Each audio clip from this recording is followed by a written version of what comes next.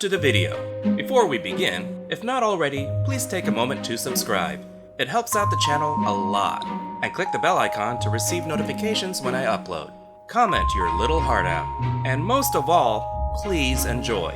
Now back to the video.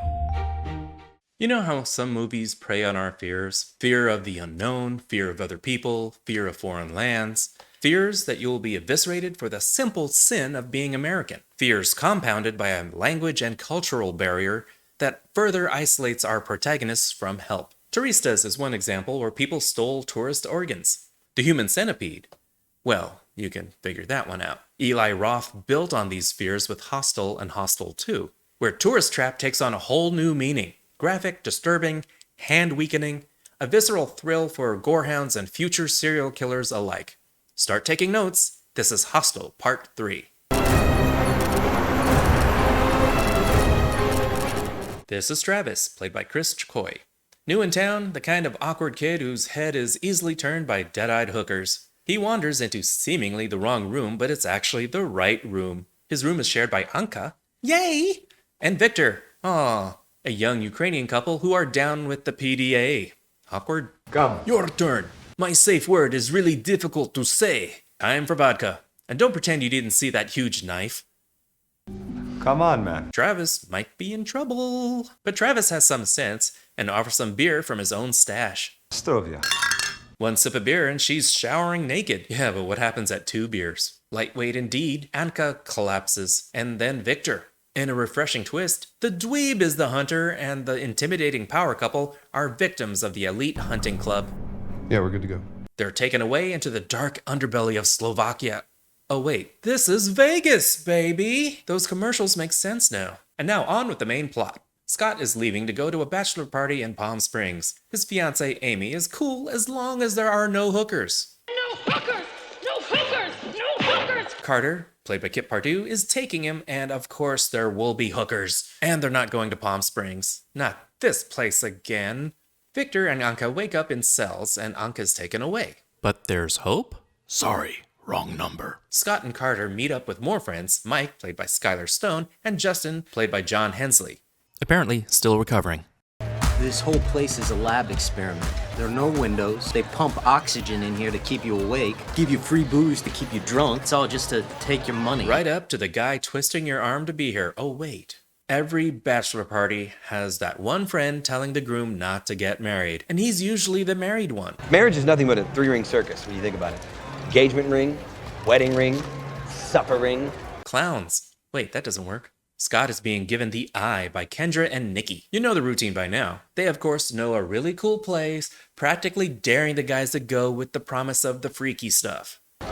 We know a place, but it's off the strip. Yeah, it's way off the strip. Oh yeah, Circus is really freaky.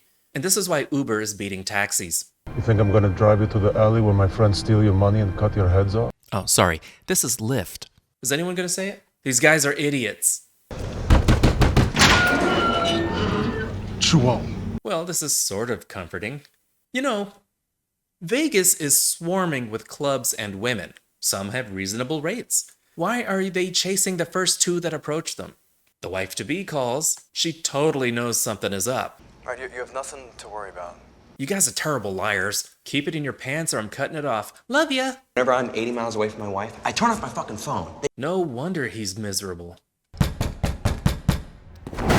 Now you're talking. They got right into it.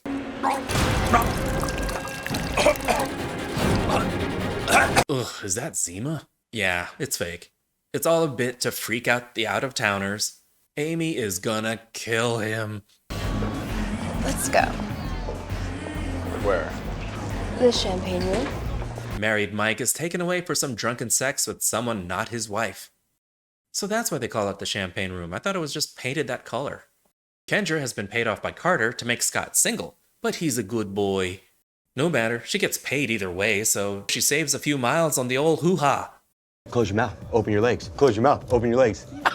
Will someone strap him to a chair already? He's so lucky she's paid for. Scott needs air and leaves the party to throw up, because doing it inside would have been rude. But he locks himself out like an idiot. The cabbie is here to help. I know where this is going. Oh, The guys wake up in their hotel room badly hungover, minus Mike. Where's Mike? He passed out in the tub covered in his own puke again? Check the roof later, you have shenanigans to go through first. Mike wakes up sober in a cage. And he didn't get laid. Bet you wish you stayed faithful, huh?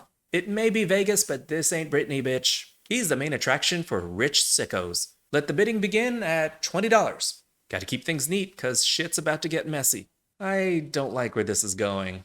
People are betting on everything. When he begs for his life, when he begs for his wife and kid, when he wets himself, probably. Congratulations to players 2, 5, and 7. Here we go. No, you don't deserve the drill. This is what he's here to do. Not looking, not looking. He peels his face off, like peeling a screaming orange. Ta-da? Got your nose, and a few other things. We'll be right back with John Travolta and Nicolas Cage right after this. Mike's missing, and they're worried since they left him with a professional sex worker. Sitters are so hard to find. Give him a couple hours, let him sleep it off. Yeah, all the way off. They Scooby-Doo their way through the clues and track Mike through that escort they left him with. Nobody's home, so they break in.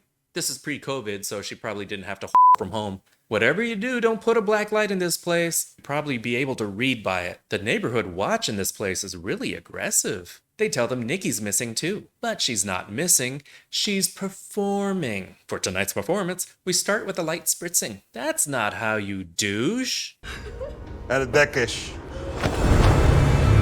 Bugs, bugs. We're doing bugs. Give me a B, give me a U, give me a G. Come on, give the bug a kiss. Yeah, give me a kiss, baby. Yeah, you're not exactly prime real estate yourself, you know.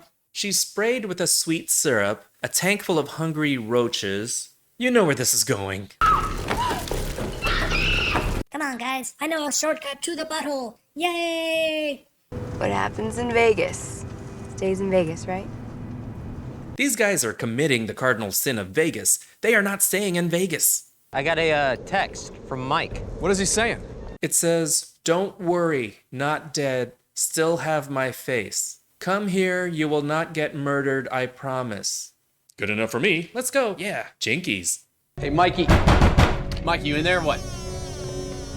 And you know, you can always tell when someone uses too much Axe body spray. What? Oh, fuck! No! They wake up in the familiar human kennel. Hey, no! Justin is first to be taken away. But Carter is a member of the club, and membership really does have its advantages. Justin's up. It's not a Vegas show without overused smoke machines. A masked woman starts shooting him with a crossbow. Are we supposed to be impressed? She's like 3 feet away. And her grouping is all over the place. That was a total of 9 arrows until termination. Crossbows fire bolts, not arrows. Dude, she shot your buddy in the nuts. Yeah, not the worst thing to happen to him. Scott's turn, and it's apparently formal. But who's the damage dealer this time? It's Carter, my buddy. But why? I thought they were buds. Because you got what I want. Carter and Amy used to date, but broke up. She hooked up with Scott, and now Carter is sad and pissed. You got me monologuing! His plan is to kill Scott, and then be the sympathetic friend to comfort Amy when she mourns, while he weasels his way back into her love life. Carter, your bachelor party sucks. Let him go. But the bosses really want a show, and they apparently don't like Carter, so they release Scott. Scott's a tiger when he wants to be. No wonder Amy digs him. I don't have to pay royalties on that. I'll give you a fucking show! But he's still not about to kill Carter. Does anyone in these movies? No, we must be better than them. If I were in that position, Carter's ass would be grass, and I'd be the motherfucking lawnmower man. Before anyone else can toss their hat in to finish off Scott, giggity, he slices off the club tattoo that everyone uses as keys. You can tell he's ready for marriage. He's already got his own ball and chain. At least they're not RFIDs. That's how the Illuminati tracks you. Victor breaks out. Finally, we get it. You vape. And Victor also brings an axe to a gunfight. Taking out the power divides the club's attention, giving Scott more of a chance. He breaks out Kendra, but she's killed like 10 seconds later. The cops are coming, so it's time to scuttle this ship. Before the big boss can drive off, Carter surprises him and demonstrates that airbags won't always save you. We find out what happened to his friends. Justin decided to stick it out while Mike couldn't save face. Travis plays cat and mouse with Scott. He seems to be taking this a little personally. They fight, but Scott disarms him. Later, Lefty. Oh yeah, finally he's pulverizing him. Nice. Need to drive over spikes? Put that spare dead body to use. Carter drives away, leaving Scott in the dust. Now, that's just being a dick. Now this was an inside job. Carter follows through, swooping in on Amy to get some of that sweet sympathy strange.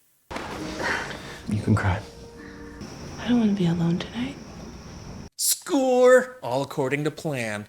She moves fast. She's hot, but terrible with a corkscrew. He's alive! Scott survived after all. I think someone's feeling a little hostile. What? I did that joke already?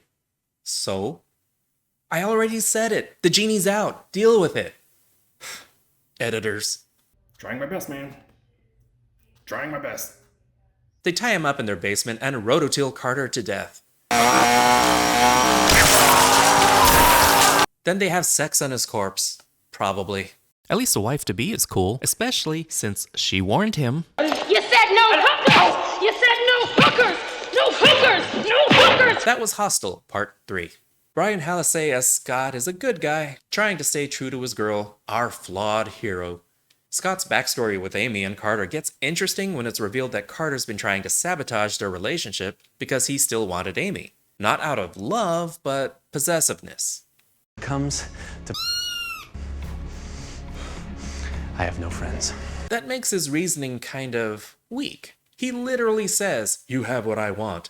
Because you got what I want.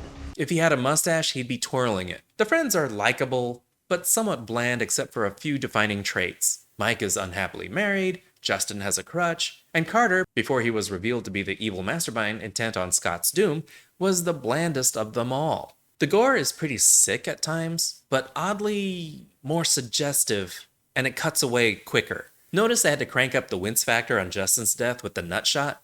They don't make you watch every projectile puncture him, which I feel like the previous movies would have done. The story keeps from being a total rehash by shifting the location to the US. The tourist victimization is flipped by having European victims. But this shift to the relatively known Las Vegas takes away that isolation that get you from being alone in a different country. No cultural barriers, no language barriers, and you lose a lot of that drama. Also, having an audience feels like a social commentary, doesn't it? All it lacked was viewers slapping like and subscribe buttons. By the way, start slapping those like and subscribe buttons. The fact that the viewers are rich is an absolute commentary. Like and subscribe. The final confrontation is rushed and unsatisfying, just to end on a violent yet happy note. Hostel 3 is 2Bs, not as intense as the original or even the sequel. It feels lighter, like a course correction to get play in more theaters by toning down the gore somewhat. Thank you so much for watching. Like, subscribe, comment the bell, the usual YouTube stuff. This is theNewBee, and I'll see you later, kids. Toodles.